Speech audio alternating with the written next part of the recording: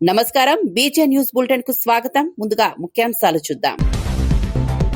July 3వ వారంలో తల్లికి వందనం. విద్యాశాఖ అధికారులతో మంత్రి లోకేష్ సమీక్ష. ప్రభుత్వ పాఠశాలల్లో ప్రవేశాలు పెంచాలని మంత్రి లోకేష్ ఆదేశం. వివిధ సెట్లను సకాలంలో నిర్వహించాలని ఉన్నత విద్యాశాఖకు సూచన. కాంగ్రెస్ వైఖరిపై బండి సంజయ్ నిప్పులు. తెలంగాణకు 10 లక్షల కోట్లు కేటాయించామని వెల్లడి. తెలంగాణ ప్రగతికి కేంద్ర ప్రభుత్వం కట్టుబడి ఉందన్న బండి సంజయ్. అక్రమ వలసదారుల ఓట్లపై కాంగ్రెస్ ఎందుకు మౌనంగా ఉందని ప్రశ్న. మేకప్ మంత్రి అంటూ హోంమంత్రి అనితపై అమర్నాథ్ వ్యాఖ్యలు. మహిళల దుస్తులు రూపంపై వ్యాఖ్యలు అవమానకరమన్న పవన్. రాజకీయ విమర్శలు విధానాలపై మాత్రమే ఉండాలని సూచన. కూటమి నేతలు సమన్వయంతో స్పందించాలని హితవు. విద్యార్థులకు యంగ్ ఇండియా స్టూడెంట్స్ కిట్స్ పంపిణీ. కార్పొరేట్ స్థాయి సామాగ్రి అందించనున్న ప్రభుత్వం. విద్య కోసం ఎంతైనా ఖర్చు చేస్తామన్న అద్దంకి దయాకర్. ఈ నెల 19న కిట్ల పంపిణీ ప్రారంభం.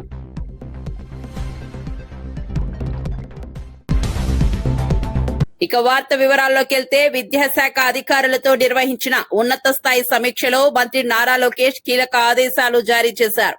ప్రభుత్వ, ప్రైవేట్ పాఠశాలల్లో చదువుతున్న విద్యార్థుల తల్లులకు ఆర్థిక సాయం అందించే తల్లికి వందనం పథకాన్ని జూలై 3వ వారంలో అమలు చేసేందుకు సిద్ధంగా ఉండాలని సూచించారు. ప్రభుత్వ పాఠశాలల్లో విద్యార్థుల ప్రవేశాలను పెంచేందుకు ప్రత్యేక కార్యాచరణ చేపట్టాలని అధికారులను ఆదేశించారు. పాఠశాల విద్య నుంచి ఉన్నత విద్య వరకు అన్ని అంశాలపై సమీక్షించిన లోకేష్ వివిధ ప్రవేశ పరీక్షలు, సెట్లను సకాలంలో నిర్వహించాలని ఉన్నత విద్యాశాఖకు సూచించారు. విద్యార్థులకు నాణ్యమైన విద్య అందించడమే ప్రభుత్వ లక్ష్యమన్నారు. ఏపీకి ఎన్సీసీ స్టేట్ డైరెక్టరేట్ మంజూరు చేసిన కేంద్ర ప్రభుత్వానికి కృతజ్ఞతలు తెలిపారు. కేంద్ర సహాయ మంత్రి బండి సంజయ్ కాంగ్రెస్ పార్టీ వైఖరిపై తీవ్ర విమర్శలు చేశారు.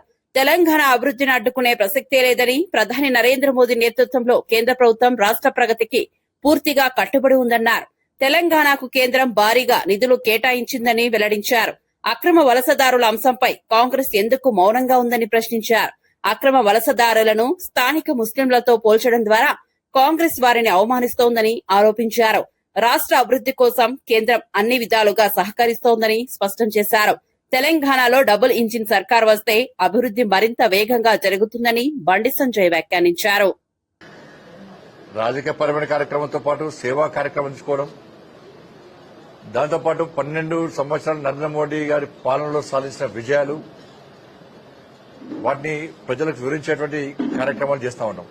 దానిలో భాగంగానే ఈరోజు మానకొండ నియోజకవర్గంలో గౌరవ ఆర్ఎంపీ గారితో మాట్లాడడం, చర్చించడం, వారు కూడా వివరించే ప్రయత్నం చేయడం, ఇవన్నీ జరుగుతూ ఉన్నాయి. కాబట్టి తెలంగాణ రాష్ట్ర సమాజం ఆలోచించాలి. 12 సంవత్సరాల నరేంద్ర మోడీ గారి పాలన, గతంలో 10 సంవత్సరాల యూపీఏ పాలన. ఒక్కసారి బేరీజు వేసుకోవాల్సిన సమయం ఆసన్నమైంది. ఎలాంటి అవినీతి ఆరోపణలు లేకుండా, అక్రమాలు జరగకుండా, ఎన్ని దేశంలో ప్రపంచమంతా సంకటస్థితిలో ఉన్నప్పుడు కూడా, కరోనా మహమ్మారి సందర్భంలో కూడా, ప్రపంచమంతా అతలాకుతలమైన సందర్భంలో కూడా సంక్షేమ పథకాల అమలు విషయంలో కానీ, దేశ అభివృద్ధి విషయంలో కానీ ఎక్కడ వెనుకడుగు వేయకుండా ముందుకు సాగుతున్న ప్రభుత్వం ఎన్డీఏ ప్రభుత్వం.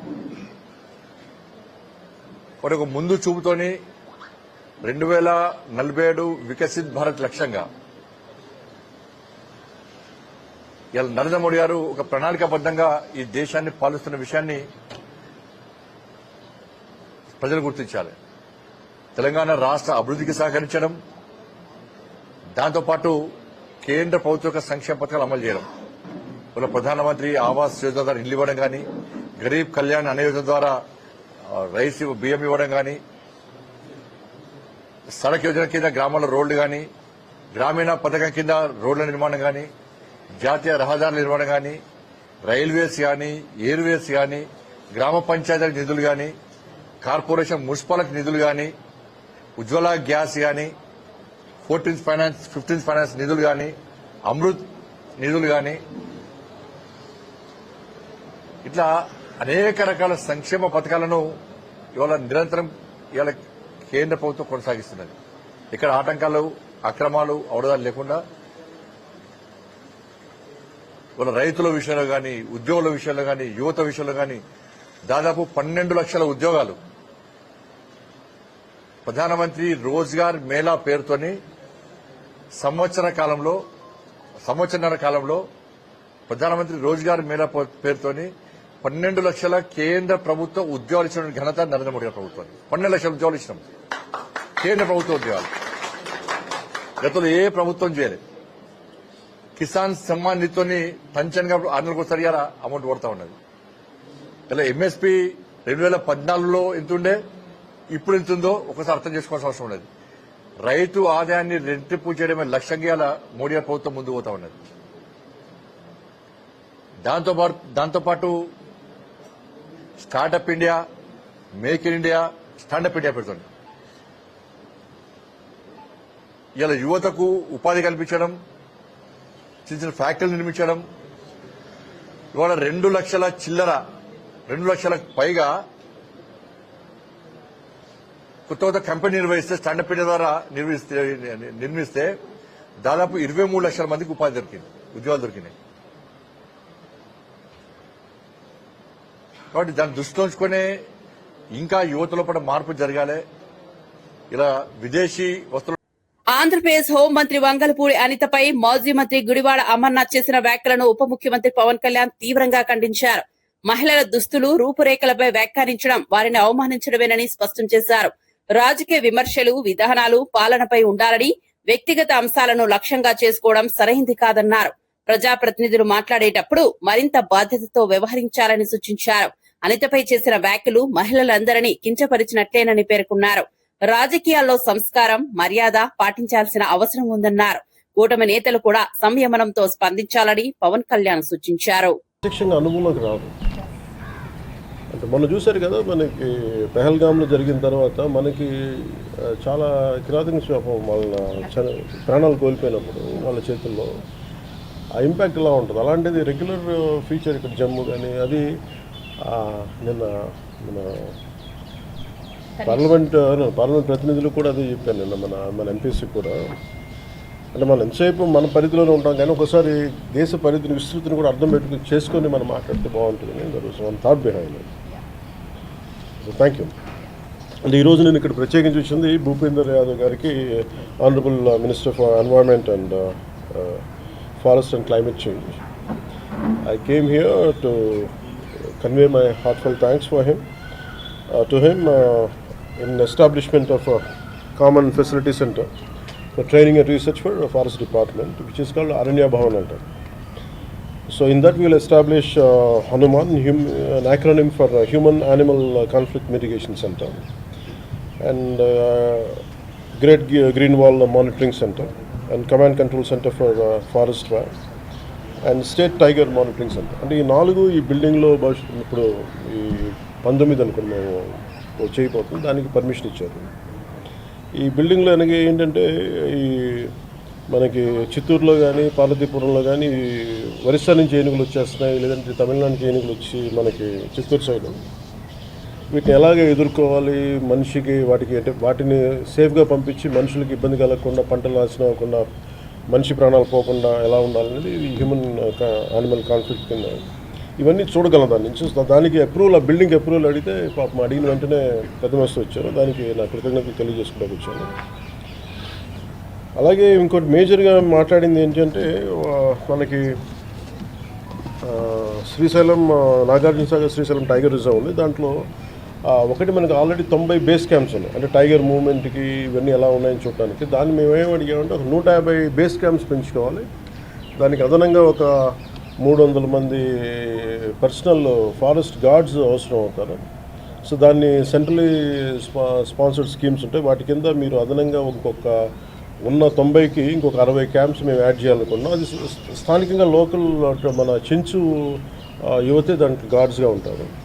వాళ్ళకి వితిన్ అక్కడ తిరగడానికి ఫారెస్ట్లో టు మానిటర్ టైగర్ మూవ్మెంట్ అంతా మన బైక్స్ కానీ, లేదంటే డ్రై రేషన్ కానీ, ఒక సంవత్సరం పాటు ఆ బేస్ క్యాంప్ రన్ చేయడానికి కావాల్సిన నిధులు కూడా ఇమ్మని రిక్వెస్ట్ చేసాం. దానికి వాళ్ళు కూడా చాలా వెంటనే దాన్ని అగ్రీ చేశారు దానికి. అలాగే మేము ఇంకోటి మేజర్గా ఏం అడిగామంటే, ఇండియన్ గౌర్ అని ఉంటుంది. అది ఒక మధ్యప్రదేశ్ గౌరవ ముఖ్యమంత్రి గారు శ్రీ మోహన్ యాదవ్జీ గురించి మేము రిక్వెస్ట్ ఒక మాట చెప్పండి మీరు కూడా వారికి, మేము ఎలాగ మాట్లాడతాం. దాంట్లో ఒక 50 ఇండియన్ గవర్ని అడిగారు. ఒకప్పుడు మనకు ఉండేది అది మన కనుమరుగైపోయే పరిస్థితులు ఉన్నప్పుడు ఒక 50 ఇండియన్ గవర్ని సెప్టెంబర్ అక్టోబర్లో మీరు పంపించండి. దానికి ఎన్క్లోజర్ కూడా సిద్ధం చేస్తాం. ఒక మాట మీరు చెప్పండి. దానికి కూడా వెంటనే మా ముందే ఆయన BRS general secretary T Jeevan Reddy Congress ప్రభుత్వంపై తీవ్ర విమర్శలు చేశారు. రేవంత్ రెడ్డికి నిజంగా దమ్ముంటే రాహుల్ గాంధీని అశోక్ నగర్ కు తీసుకురావాలని సవాల్ విసిరారు. రాష్ట్రంలో యువత, నిరుద్యోగులు ఎదుర్కొంటున్న సమస్యలను కాంగ్రెస్ నాయకత్వం ప్రత్యక్షంగా చూడాలని అన్నారు. ఎన్నికల సమయంలో ఇచ్చిన హామీలు అమలు చేయకుండా ప్రజలను మోసం చేస్తున్నారని ఆరోపించారు. కాంగ్రెస్ ప్రభుత్వం ప్రజల అంచనాలను అందుకోలేకపోయిందని విమర్శించారు. ప్రజా సమస్యల పరిష్కారంలో ప్రభుత్వం పూర్తిగా విఫలమైందని జీవన్ రెడ్డి వ్యాఖ్యానించారు. అల్పసంఖ్యాక వర్గాలు రెసిడెన్షియల్ స్కూల్స్ 1000 రెసిడెన్షియల్ స్కూల్స్ మంజూరు చేసిందా కేసీఆర్ గారు? 1000 అంటున్నాడు. 30 మాసాలు గడుస్తుందా, ఒక్క స్కూల్ మంజూరు చేసిందా?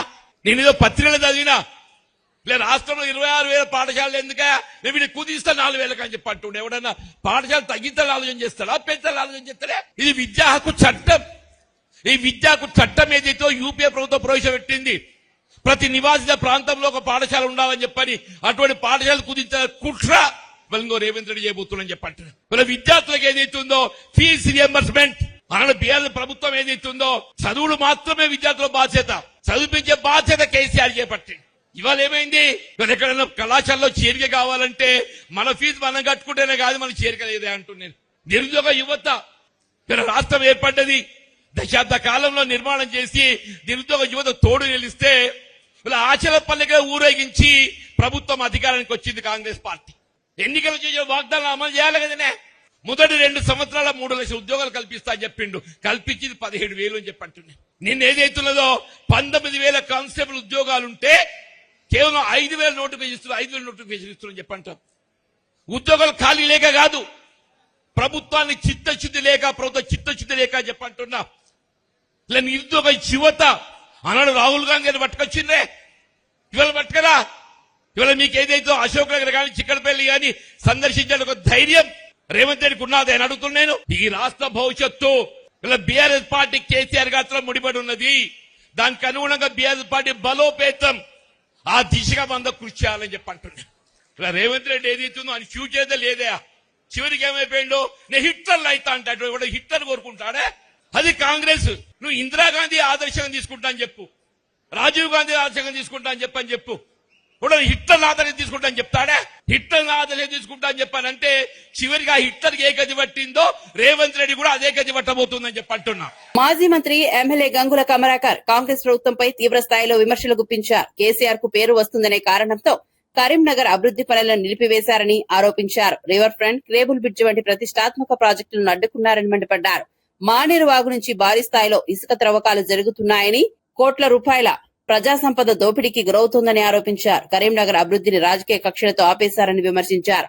ప్రజల ప్రయోజనాల కంటే రాజకీయ లాభాలకే కాంగ్రెస్ ప్రభుత్వం ప్రాధాన్యమిస్తోందని గంగుల కమలాకర్ తెలిపారు. ఎట్లా ఉండే తెలంగాణ రాష్ట్రం, ఎట్లా ఉండే కరీంనగర్, కేసీఆర్ పరిపాలనలో ఎట్లా ఉన్న కరీంనగర్ ను ఎట్లా ఆగం పట్టించారు ఒక్కసారి చూడండి. ఎట్లా ఉండే డెవలప్మెంట్. బ్రహ్మాండంగా రివర్ ఫ్రంట్ చేస్తే దాన్ని ఆపేసే, కేబుల్ బ్రిడ్జ్ చేస్తే దాన్ని ఆపేసే, ఎక్కడ మొదలు పెడితే అక్కడ దాన్ని మన కేసీఆర్ పేరెత్తని చెప్పేసి ఈ రోజు ఆపడం జరిగింది. అందుకే సోదరులారా ఆపని. కానీ కాంగ్రెస్ పార్టీ ప్రజలు ఓట్లేసిండ్రు. దానికి చాలా కారణాలు ఉన్నాయి, ఎన్నో కారణం చెప్పి కాంగ్రెస్ పార్టీ ఓటేసిండ్రు. ఓటేసినందుకు మనసు పట్టినరా? తిమింగలం లెక్క, గద్దలు లెక్క కోసుక తింటారు ఒక్కొక్కరిని. మొన్ననే చూసినాం, నేను హరీష్ అని వస్తున్నప్పుడు మానేరు వాగు నుంచి ఇసుకరిస్తాను చూసినా బిడ్డ, గద్ద లెక్క వాలిపోయారు. ఎందుకోసం ఆ కాంట్రాక్ట్ ఇచ్చిండ్రు? మానే డ్యామ్ లో నీళ్లు నిల్వ పెరగాలని చెప్పేసి మట్టి తీసి నిల్వ వెళ్ళమని చెప్పిర్రు. కానీ మునుం పట్టిర్రు. అటు పోయినరు, అటు తీసుకుంటా వేరు. ఇటు మిటుమానేరు దాకా, కాజీపూర్ దాకా మొత్తం కూడా వేల ప్రొక్లాన్ని పెట్టుకొని తీస్తాను. అంటే ఒక్క 2 నెలల లోపలనే కోట్ల రూపాయల విలువ గల మన ఉసుకనెత్తుకపోతే వచ్చిండ్రు. అందుకే మా హరీష్ అన్న ఇప్పుడు మాట్లాడుతుండు, గద్ద లెక్క తనకపోతారు కాబట్టి ఈ సంపద కాపాడాల్సిన బాధ్యత మనది. సంపద కాపాడితే రేపు రాబోయే కాలంలో నీళ్లు ఆపి వ్యవసాయదారులకు అవసరం పడతాయి. కాబట్టి ఆ సంపద కాపేందుకు మళ్ళీ టీఆర్ఎస్ పార్టీ ముందుండాలి. అందుకే సోదరులారా ఒక్కటి మాత్రం చెప్పగలుగుతాను, రాముడు 14 సంవత్సరాలు వనవాసం చేసిండ్రు, రామరాజ్యం వచ్చింది. మనం 2 సంవత్సరాలు చేసినాం.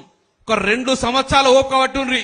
ఈ 4-5 సంవత్సరాలు 2 సంవత్సరాల తర్వాత మళ్ళా బ్రహ్మాండ కేసీఆర్ గారు రామరాజ్యం వస్తుంది.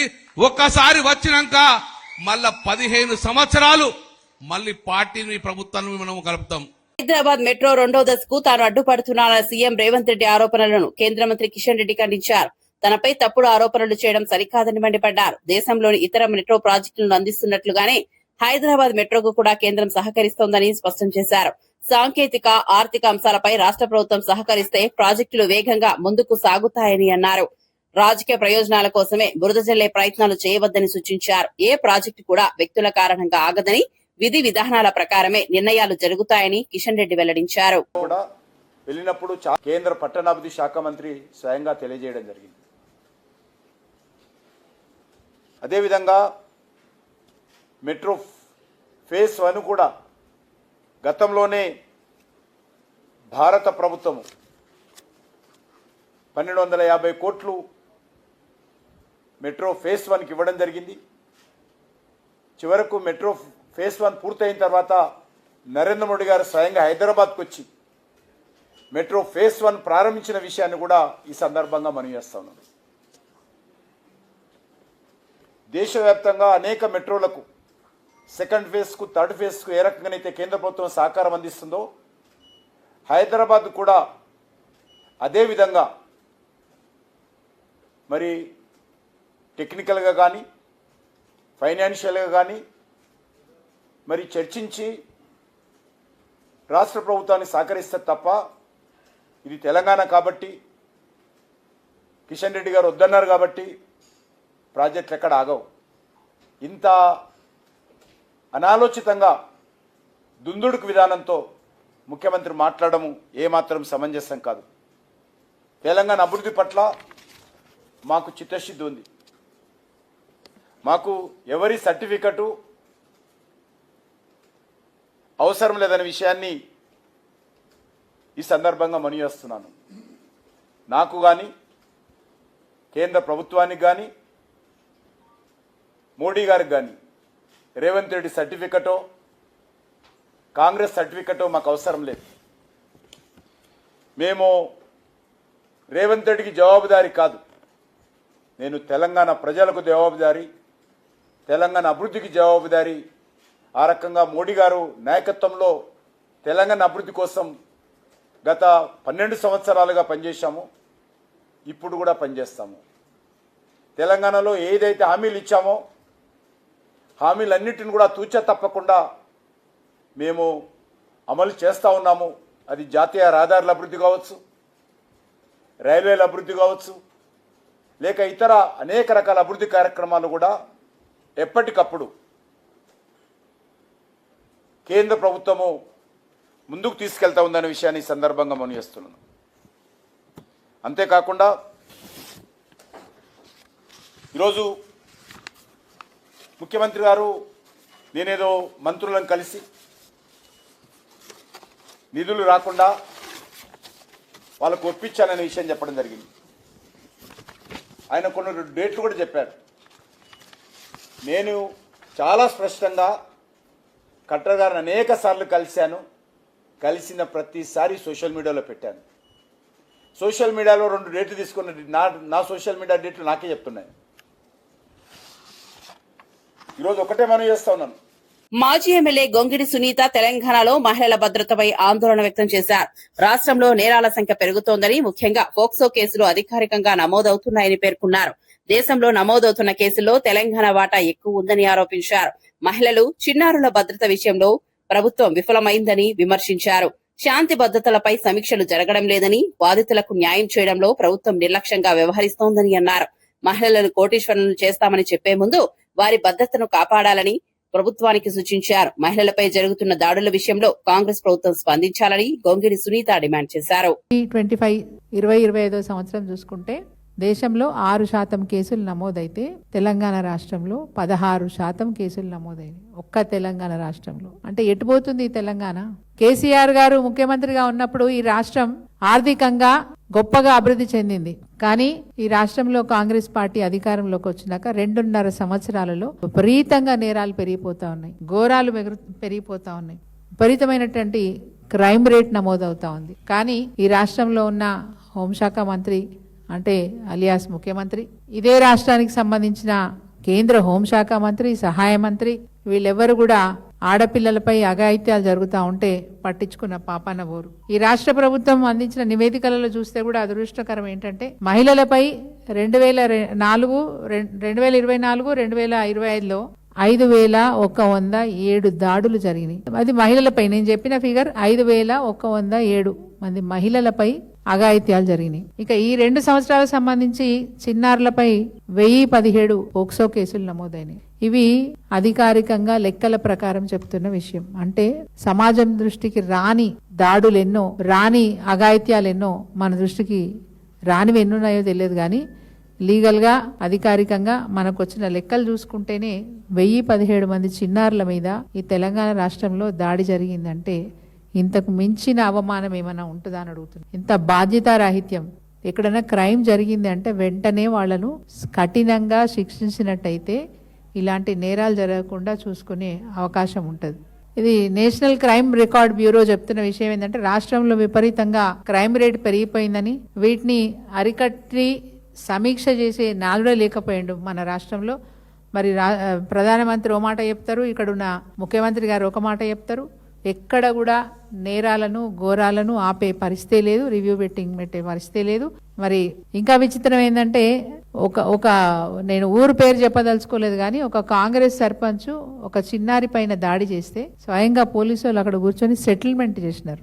ఎంత దుర్మార్గం చూడండి. సెటిల్మెంట్ చేసే స్థాయికి ఈరోజు మన పోలీస్ వ్యవస్థ దిగజారిపోయిందా, లేకపోతే హోంశాఖ పనిచేస్తుందా? ఈ రాష్ట్రంలో పనిచేస్తలేదా? ఒక సర్పంచ్ తప్పు చేస్తే కూడా సెటిల్మెంట్ చేసి అమ్మాయికి అన్యాయం చేసే పరిస్థితి, అట్లాంటి ఘోరమైన పరిస్థితి ఈ రాష్ట్రంలో దాపురించింది చెప్పాలంటే చాలా బాధపడతా ఉన్నాం. పాలు తాగే పిల్లల నుంచి మొదలు పెట్టుకుంటే ముసలమ్మ వరకు కూడా ఈ రాష్ట్రంలో రక్షణ లేని.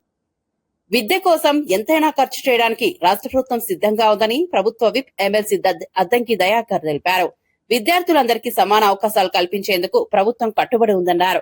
ఈ నేపథ్యంలో యంగ్ ఇండియా స్టూడెంట్స్ కిట్స్ పంపిణీ ఏర్పాట్లు పూర్తవుతాయని వెల్లడించారు. పేద విద్యార్థులకు కార్పొరేట్ స్థాయిలో అవసరమైన సామగ్రిని అందించడమే లక్ష్యమన్నారు.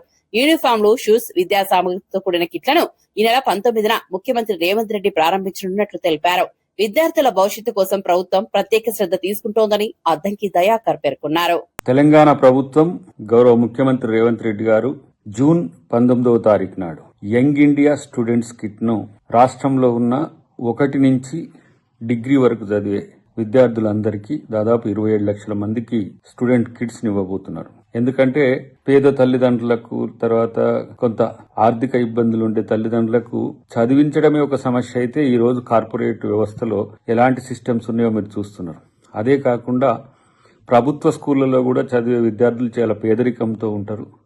అయినప్పటికీ కూడా యూనిక్నెస్ లేదంటే ఒక యూనిఫామ్ ను మెయింటైన్ చేస్తే అందరు విద్యార్థులు ఒకే తీరున కనిపించడానికి, మనమందరం ఒకటే అనే భావన రావడానికి కూడా ఉపయోగకరంగా ఉండే ఈ కిట్ మంచి నాణ్యమైన డ్రెస్లతో పాటు, బ్యాగ్తో పాటు స్పోర్ట్స్ కిట్స్ కూడా, అంటే క్రీడా రంగంలో విద్యార్థులకు ఉపయోగపడే విధంగా అందించాలని ఒక ప్రయత్నం చేస్తున్న పరిస్థితి. ఎందుకంటే ప్రతి చిన్నది కూడా తల్లిదండ్రులకు ఖర్చుగా భావించే రోజుల్లో ముఖ్యమంత్రి గారు ఈ నిర్ణయం తీసుకోవడం, ఇది విద్యార్థుల పట్ల, విద్య పట్ల ముఖ్యమంత్రి గారికి ఉండే కమిట్మెంట్ కి ఇది నిదర్శనం.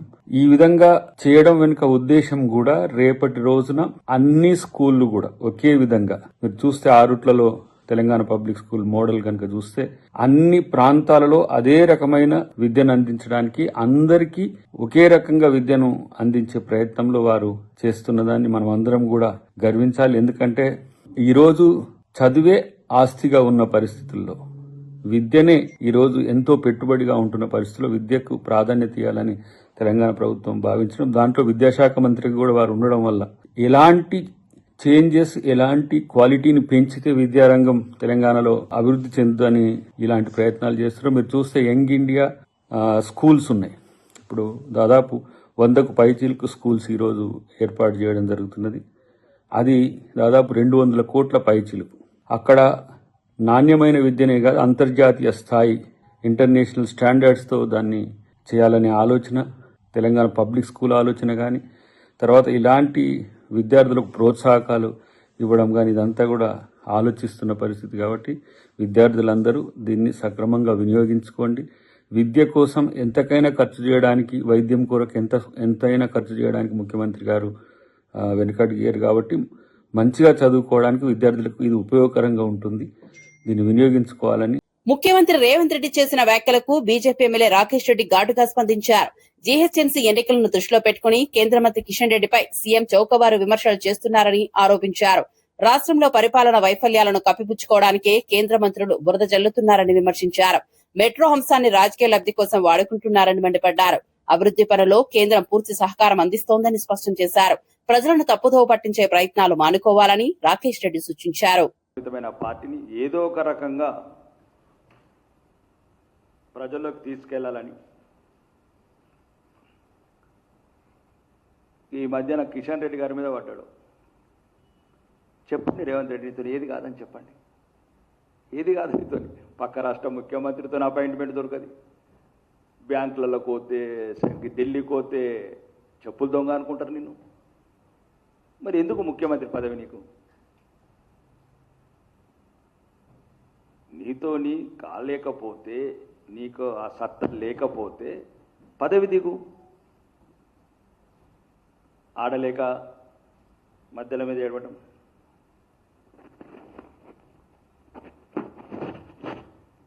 ఇప్పుడు అట్లా రాబోయే జిహెచ్ఎంసీ ఎన్నికల్లో ఎట్లన్నా ఓటమి ఖాయమైంది కాబట్టి ముందు ఇంకా తర్వాత సాకులు ఎందుకు వెతుక్కోవాలని ఇప్పుడు ఈ రకంగా ఆ రకంగా మరీ దిగజారి ఒక ప్రైవేట్ సంస్థ ఏదైతే ఎల్ఎన్టీ తెచ్చుకున్న వాణిజ్య రుణాలను తీర్చడానికి ఇండియన్ రైల్వే ఫైనాన్స్ కార్పొరేషన్ ఎదురిస్తుందని ఆయన ఏ రకంగా మాట్లాడుతున్నాడు, ఎట్లా మాట్లాడుతున్నాడు, దానికి కిషన్ రెడ్డి గారికి ఏం సంబంధం? అవి దేశంలో పేరెన్నికైన సంస్థలు, అంతర్జాతీయంగా కొన్ని విలువలున్న కొన్ని ఫైనాన్స్ రేటింగ్స్ కావచ్చు, రకరకాల వాళ్ళ అగ్రిమెంట్స్, వాళ్ళ క్లాజెస్ అవన్నీ ఉంటాయి. నువ్వేదో డబ్బులు ఇచ్చి పీసీసీ ప్రెసిడెంట్ కొనుక్కున్నట్లు ఇట్లాంటి చౌకబారు మాటలు బంద్ చేయి రేవంత్ రెడ్డి గారు. మీకు ఈరోజు ప్రాజెక్టు ఇంతవరకు ప్రాజెక్ట్ డీటెయిల్ రిపోర్ట్ లేదు. దాని మీదనేమో కేంద్రం మీద వాళ్ళు ఏడుస్తున్నారు. ఒకసారేమో 100% సొంత నిధులతో మెట్రో ఫేజ్ కడతామంటాం. అసలు దీనికే డబ్బులు లేవు నీ దగ్గర. ఇప్పుడు 1400 కోట్లు కట్టు, 13,600 కోట్లు కట్టు, ఇవి తీసుకుందాం, మళ్ళీ ఇచ్చేస్తాం మేము, ఫైనాన్స్ ఇప్పిస్తాం మేము. కాబట్టి అన్ని అబద్ధాలు చెప్పి తెలంగాణ ప్రజలను ఒక మభ్యపెట్టి ఏదో రకంగా కేంద్రం మీద నెపం నెట్టడానికి ఎన్ఓసి ఆటలు ఆడుతున్నాం మొత్తము. ఈ మెట్రోని నిలబెట్టింది, నిధులు ఇచ్చింది మొత్తం మోదీ ప్రభుత్వమే. హైదరాబాద్ మెట్రో మొదటి దశకు ఏదైతే పీపీపీ మోడల్ ఉందో 69 కిలోమీటర్ లైన్ని ఆపరేషన్కి తెచ్చింది కూడా మోడీ ప్రభుత్వమే. అనవసరంగా ఏదో బట్టగాసి మీదేయడం అనేది మానుకో రేవంత్ రెడ్డి. ఇంకా మొదటి దశలో కూడా 1,200 కోట్లు ఇచ్చినాం కేంద్రం నుంచి. దీని పన్నాగాలని బయట పెడతాం. నువ్వు ఏమేం చేస్తున్నావు మెట్రోలో, నీ సోదరు. ఇంద్రవెల్లి అమరుల త్యాగాలను తెలంగాణ సమాజం ఎన్నటికీ మరవదని టీఆర్ఎస్ చీఫ్ కల్వకుంట్ల కవిత అన్నారు. ఆదిలాబాద్ జిల్లా ఇంద్రవెల్లి అమరుల స్తూపం వద్ద నివాళులు అర్పించిన అనంతరం ఆమె మాట్లాడారు. ఇంద్రవెల్లి పోరాటం ఆదివాసీల హక్కుల సాధనకు ప్రతీకగా నిలిచిందన్నారు. తెలంగాణ రక్షణ సేవ ద్వారా గిరిజనుల హక్కుల కోసం ప్రత్యేక విభాగం ఏర్పాటు చేస్తామని తెలిపారు. రాష్ట్రంలోని ఆదివాసీ తెగల సమస్యల పరిష్కారానికి ఉద్యమిస్తామని స్పష్టం చేశారు. ఉచిత విద్య, ఉచిత వైద్యం ప్రధాన లక్ష్యాలని పేర్కొన్నారు. ఆదివాసీల అభివృద్ధి కోసం ప్రత్యేక కార్యాచరణ రూపొందిస్తామని కవిత వెల్లడించారు.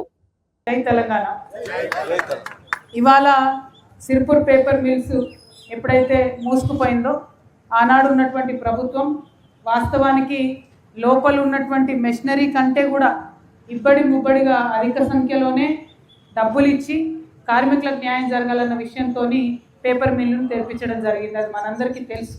ఆనాడు ఎటువంటి ఆలోచన అంటే ఇక్కడ ఉండేటటువంటి పేద ప్రజలకి మరి ఖచ్చితంగా ఉద్యోగాలు రావాలి, పేపర్ మిల్ వస్తే కాగజ్ నగర్ యొక్క పరిస్థితి బాగుంటుందన్న ఉద్దేశంతో ఆనాడు ప్రభుత్వం ఒక నిర్ణయం తీసుకోవడం జరిగింది. దాన్ని మనందరం కూడా స్వాగతించినాం. పేపర్ మిల్ స్టార్ట్ అయింది. స్టార్ట్ అయిన తర్వాత వెంటనే మరి ఇబ్బందులు అనేటటువంటివి కార్మికులు పెట్టడం అన్నది కూడా మొదలైంది. ఇప్పుడు నాకు తెలిసినటువంటి విషయంలో ఏమైనా తప్పులుంటే కరెక్ట్ చేయండి. నాకు తెలిసి ఒక 300 మంది మాత్రమే పర్మనెంట్ ఎంప్లాయీస్ ఉన్నారు. 300 మంది మాత్రమే పర్మనెంట్ వర్కర్స్ ఉన్నారు. అందులో అధికారులతో కలుపుకుంటే ఇంకా కొంతమంది అటు ఇటుగా ఇంకొక 150-200 మంది ఉన్నట్టున్నారు. అదే అయితే కాంట్రాక్ట్ వర్కర్స్ దాదాపుగా 2000 అని చెప్తా ఉన్నారు నాకు. ఓన్లీ 800లో కూడా ఇతర రాష్ట్రాల వాళ్ళు పెద్ద సంఖ్యలో ఉన్నారు. సో మేము ఇవాళ కోరేది మీ పక్షాన ఏంటంటే బయట రాష్ట్రాల వాళ్ళు రావడం అన్నది ఓకే, కానీ లిమిటెడ్ సంఖ్యలో రావాలి. మన వాళ్ళు 95% ఉంటే బయట వాళ్ళు 5% ఉండాలన్నది మనం కోరుతా ఉన్నాం. ఎందుకంటే తెలంగాణ రాష్ట్రం తెచ్చుకున్నప్పుడే మనం ప్రెసిడెన్షియల్ ఆర్డర్ అని తెచ్చుకున్నాం. దాని ప్రకారం ఏంటిది 95% తెలంగాణ వాళ్ళు ఉండాలి, 5% ఎవరైనా లోకల్స్ ఉంటే బయట వాళ్ళు నాన్ లోకల్స్ ఉంటే ఉండొచ్చు అని అనుకున్నాం.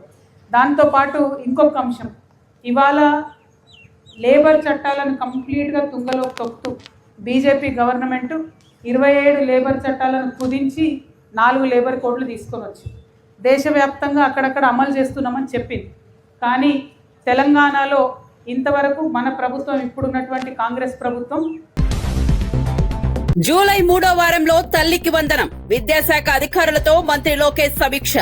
ప్రభుత్వ పాఠశాలల్లో ప్రవేశాలు పెంచాలని మంత్రి లోకేష్ ఆదేశం. వివిధ సెట్లను సకాలంలో నిర్వహించాలని ఉన్నత విద్యాశాఖకు సూచన. కాంగ్రెస్ వైఖరిపై బండి సంజయ్ నిప్పులు. తెలంగాణకు 10 లక్షల కోట్లు కేటాయించామని వెల్లడి. తెలంగాణ ప్రగతికి కేంద్ర ప్రభుత్వం కట్టుబడి ఉందన్న బండి సంజయ్. అక్రమ వలసదారుల ఓట్లపై కాంగ్రెస్ ఎందుకు మౌనంగా ఉందని ప్రశ్న. మేకప్ మంత్రి అంటూ హోంమంత్రి అనితపై అమర్నాథ్ వ్యాఖ్యలు. మహిళల దుస్తులు, రూపంపై వ్యాఖ్యలు అవమానకరమన్న పవన్. రాజకీయ విమర్శలు విధానాలపై మాత్రమే ఉండాలని సూచన. కూటమి నేతలు సమన్వయంతో స్పందించాలని హితవు. విద్యార్థులకు యంగ్ ఇండియా స్టూడెంట్స్ కిట్స్ పంపిణీ. కార్పొరేట్ స్థాయి సామాగ్రి అందించనున్న ప్రభుత్వం. విద్య కోసం ఎంతైనా ఖర్చు చేస్తామన్న అద్దంకి దయాకర్. ఈ నెల 19న కిట్ల పంపిణీ ప్రారంభం.